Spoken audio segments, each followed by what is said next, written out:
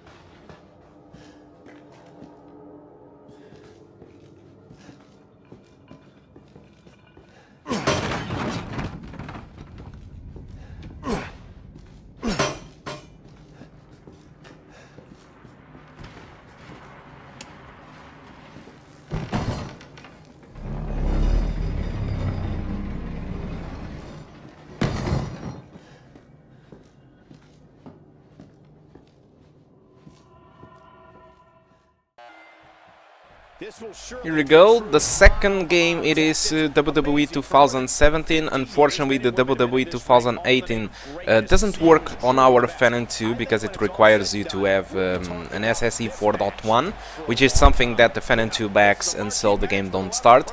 So the latest games from the WWE that runs, it is WWE 2017, which is exactly this one.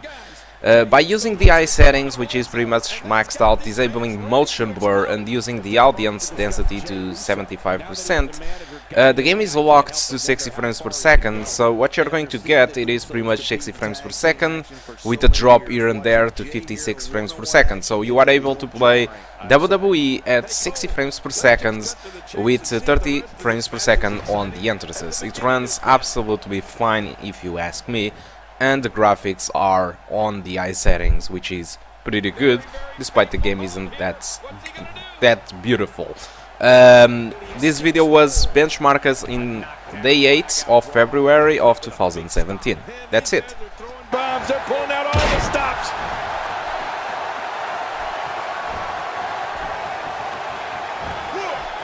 You know, Jey Uso has so many athletic gifts that he can choose whatever way he likes when it comes to finishing off an opponent. Quickness, aerial ability, oh, and don't forget, Jey's tough. Oh my, there's the submission hold. He's in the driver's seat now. This is not the position. Watch it, and he powers out.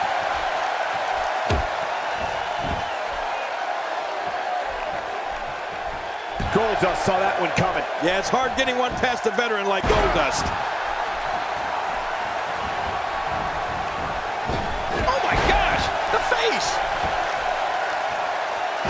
Goldust showing some expert prowess here. Boy, he was able to reverse and get out of that. Oh, Jey Uso gets people on their feet and makes sure that's where they stay. For Honor, the beta, the open beta, it was... I didn't really have the possibility to benchmark the full game, but for Honor beta it uses the Anvil Next 2.0, the same engine behind Wildlands, Assassin's Creed Origins, Assassin's Creed Unity or Assassin's Creed Syndicates. To get 60 frames per second, I needed to play the game with 1080p, 70% resolution scaling, with settings between the low and medium. The average was 66 frames per second, and the minimum of 52. It was pretty playable, but the graphics are really dumbed down to get this type of frame rate. So I'm not really sure if they did improve the performance in the final version. It is pretty possible that it runs now much better. This was a beta, okay, and this was the target for 60 frames per second. We will look a little bit of the target for 30 frames per second, just a little bit ahead of the video.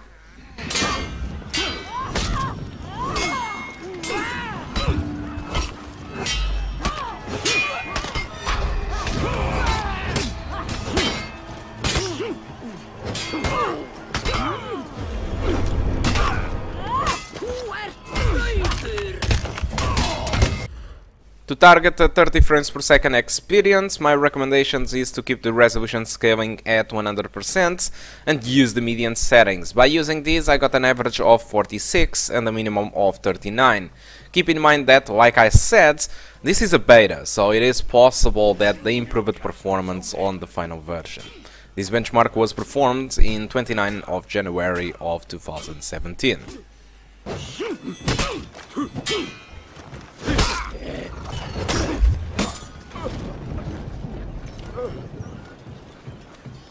You captured Zone C.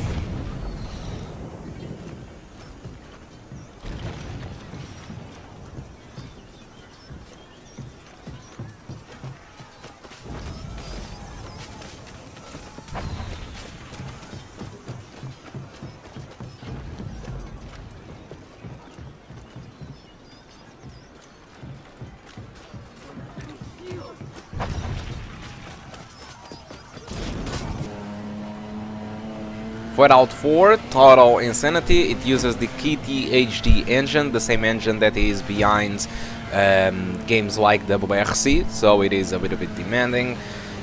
For this game I do recommend you to use the maximum settings, since I wasn't able to get 60 frames per second in a stable manner.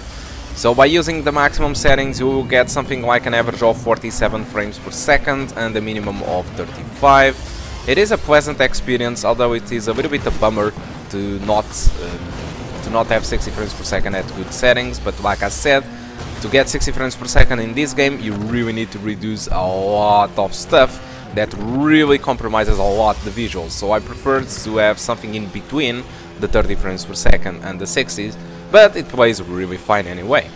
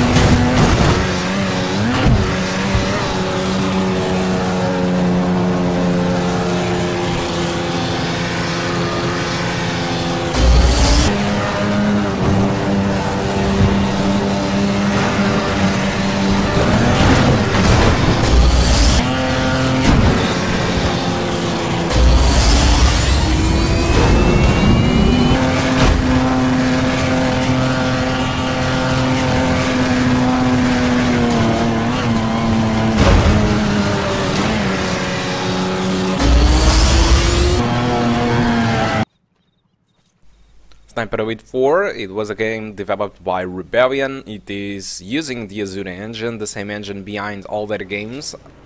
I mean Aliens vs Predator and also Sniper Elite 2, Sniper Elite 3, and also now Sniper Elite 4. I was able to get this game to run with high textures, and for me the best settings to play the game, it was the median settings. I got an average of 51 frames per second and a minimum of 34. It was a pleasant experience, since despite I wasn't really able to get the 60 frames per second, but I was able to keep far away from the 30 frames per second, which performed really great. The game is running with DirectX 11, and despite the AMD, it is very good with DirectX 12. The fact is, with DirectX 12 and these graphic cards, it seemed there was a problem with the textures, where the textures were really low quality. I wasn't really sure what the hell was happened, but the game was benchmarked in 27th of June, so it is by now the end of the year, so probably they fixed up the problem, and you might get some extra performance by using DirectX 12 right now. But keep that in mind, it might not work that well, since these type of graphic cards are a little bit old and sometimes doesn't really perform that well in DirectX 12. So that's it, Sniper Elite 4.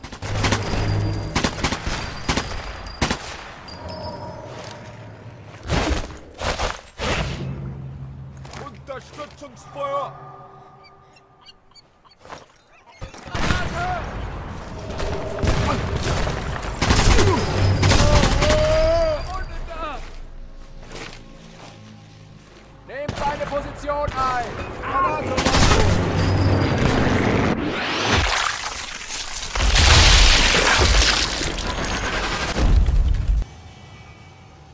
Nier Automata. This game was created by Platinum, and it is using their in-house engine. Unfortunately, I wasn't able to get the same statistics as the other videos, but I performed the benchmark of this game on 14th of month 5 of this year, and the game didn't receive any patch since then, so the performance should be pretty much the same. I was able to play this game with the high settings, but I had to use a mode called the Farm mode, which is very famous for all the PC users that play this game. I had to reduce global illumination to median, and I was able to get 1080p of screen resolution, because this game it is locked with a rendering resolution of 900p, so I was able to get more resolution as the PlayStation, but I had to drop on global illumination. Unfortunately, the performance it is a little bit unstable, since I'm not really able to keep up with 60 frames per second, and the game drops frequently from the 60 to 40 frames per second. Still, the experience it is very good, but I think the console users are better served in this game. That's it, Nier Automata.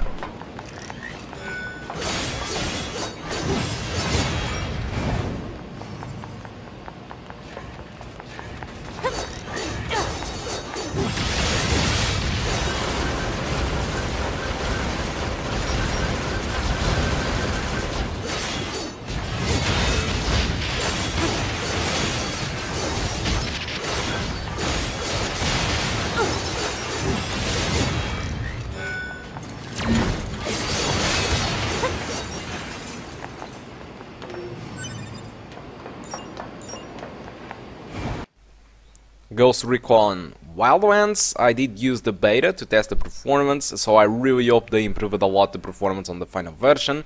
This game uses Next 2.0, the same engine behind For Honor, Ghost Recon Wildlands, Assassin's Creed Origins. So to play this game, I had unfortunately had to run with settings between the low and median, and I had to use a resolution scaling of 80%, and the frame rate wasn't really that good. The average was the average of 37 frames per second and the minimum of 25. It was a really big disappointment. The game is very demanding, and unfortunately one of the things that is at low settings, it was the textures, because of VRAM constraints. So it means that the 2 GB versions of the graphic cards listed on the title, it will probably struggle if you use median textures, and as you can see, the low textures are simply horrible. I really do hope that the final version did fix some things from the game, but unfortunately I wasn't really able to try out, so this is the best information that I could get you on this video. Okay, that's it.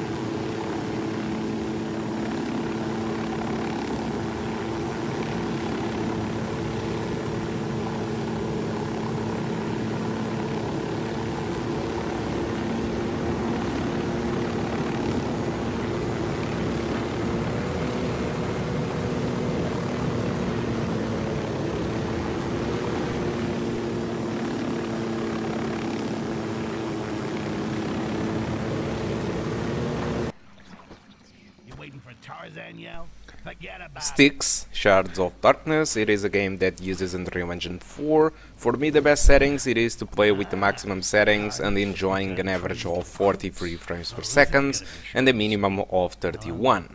Although to get 60 frames per second on this game I didn't really try it out, but I noticed that I needed to drop a lot of stuff, so I still prefer to play with maximum settings with an average of these 43 frames per second and a minimum of 31. It looked pretty good to me and it ran just fine since this is a stealth game anyway.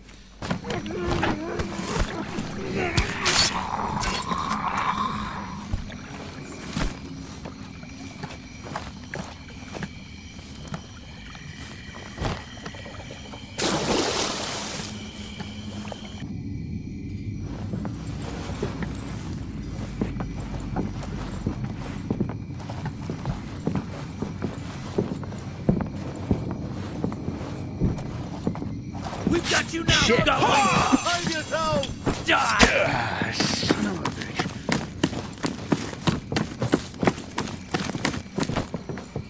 Oh, you are dead meat! Ah, you're dead meat, Tiny! Here! Ah, the Silver Goblet. Used to be the best bar in this part of Thobin. Looks like the change. Did you stream that? I want a percentage on your best goblin death. Mass Effect Andromeda. For me, the best settings to play this game, it is between the median and the high settings. I was able to enjoy the game with an average of 37 frames per second and a minimum of 29. If you want to enjoy a little bit better frame rate, you just need to drop the game entirely to median in order to get better performance. The Mass Effect Andromeda, it was benchmarked in 23 of March of this year, 2017.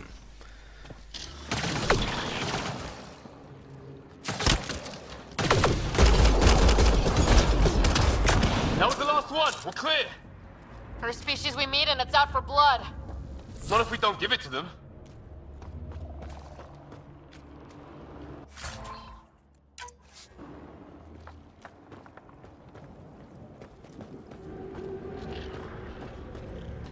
We only go hot if we have to. Don't think they've spotted us yet. Nier, shoot it! He sees us. We can't understand you! We're not here to fight! That man's with us! You help. Nier, shoot it! Doesn't sound friendly. What's the other guy doing? Shit, they're beating him. What?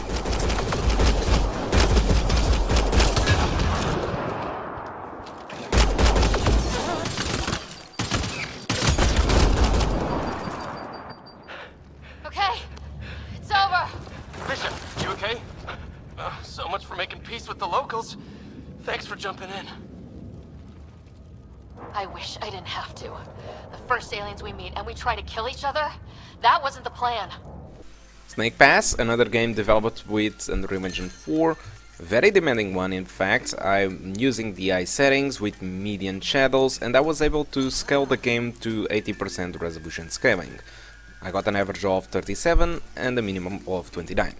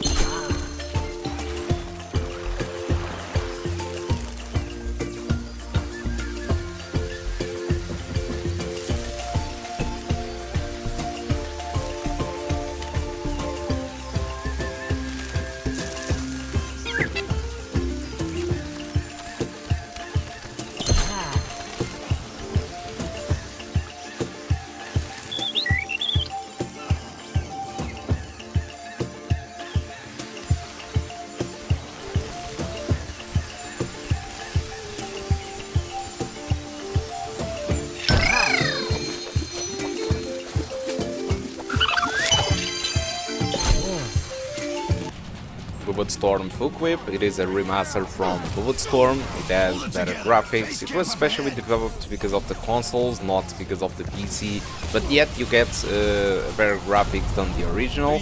With this game, since it still uses Unreal Engine 3, I was able to max out the game and having an average of 89 frames per second and a minimum of 64, which basically performs above the 60 frames per second with maximum settings 1080p. Pretty easy to run.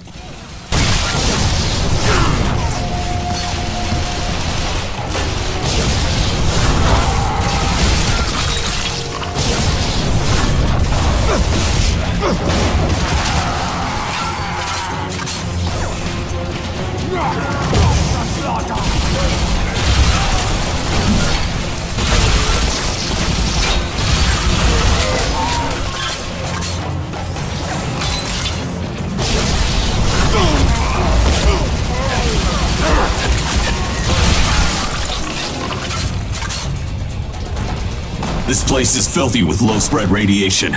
Neither of us will survive if we linger. Just like the old days. Forgive my lack of nostalgia. Bayonetta, coming from the same developers of Nier Automata, it uses their internal engine. The game, it is very lightweight, so I was able to get maximum settings with 60 frames per second. 60 frames per second because this game, it is entirely locked to 60 frames per second. So basically it is the maximum frame rate that you will be able to get. And if you want, if you have a 1440p screen, you can still enjoy 60 frames per second with that screen. So this shows you pretty much how undemanding this game is, but it is a fantastic game.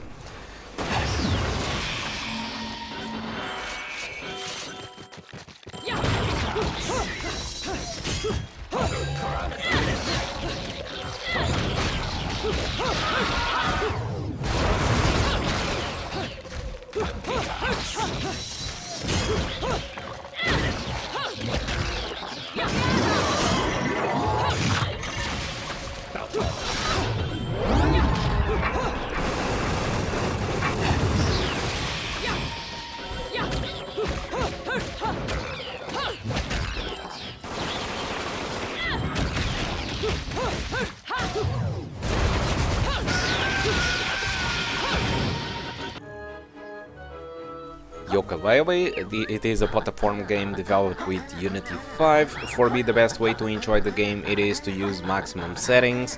I got a minimum frame rate of 47 and an average of 65. This benchmark was performed in April, so many things could have changed since then, so probably better optimization or graphics. So with these maximum settings I got this frame rate, but if you want to enjoy better frame rates you can use the good settings. But unfortunately I didn't really recommend it at the time because the shadows did draw in very close to the character and it was very distracting. So I'm not really sure how it is the game performing right now, but I really do hope they made something about at least either the performance or either the shadow draw in. But it runs fine.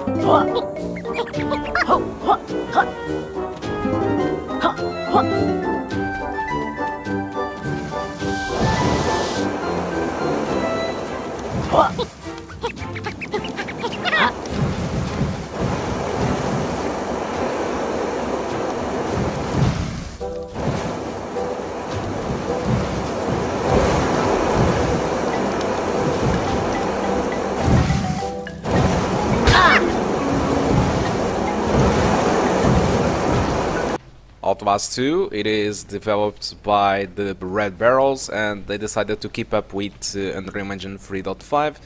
So I was able to max out the game and get an average of 90 frames per second, and I was able also to get a minimum of 42. It is not the perfect experience since it drops from the 60 frames per second, but it was in general pretty fine. It runs absolutely fine, to be honest, so it is a very good experience anyway.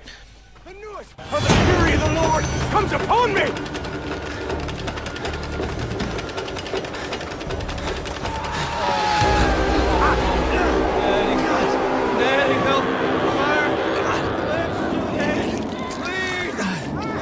What was that?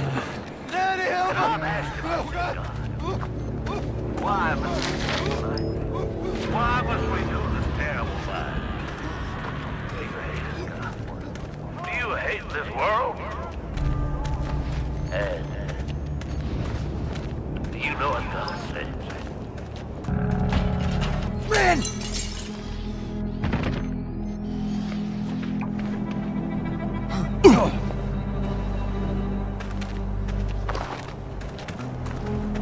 Oh God, Blake.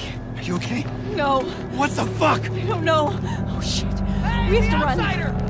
There!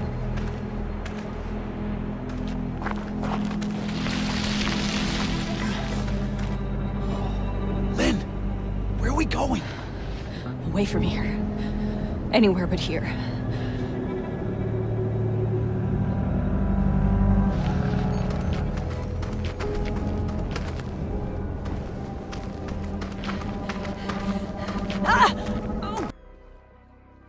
Sniper Ghost Warrior 3, it uses CryEngine, and it was pretty much the cancer of 2017 in my PC. So the performance was really bad, whatever the settings that I decided to go. If I decide to go with 720p both settings, the game would still stutter a lot. So I'm not really sure how it is the game running right now, but I do expect it to run pretty much the same way, so I don't really recommend it. As you can see a lot of stuttering. The game overall runs fine with frame rates above 30 frames per second, but it stutters so much that it makes it completely unplayable, and that is why you are seeing a minimum of 1 frame per second. Unfortunately, this is how you will play this game if they didn't change anything. So this concludes the part 1 of all the benchmarks of 2017 that I had performed. More videos will come, probably a part 2 and part 3. I'm not sure if it is really necessary to have a part 4, but stay tuned for newer videos. If you are not subscribed to the channel, subscribe to the channel because I perform benchmarks very often. And also these yearly benchmarks are a thing that I do every year. So thank you a lot for watching, and I do hope to see you soon. Goodbye.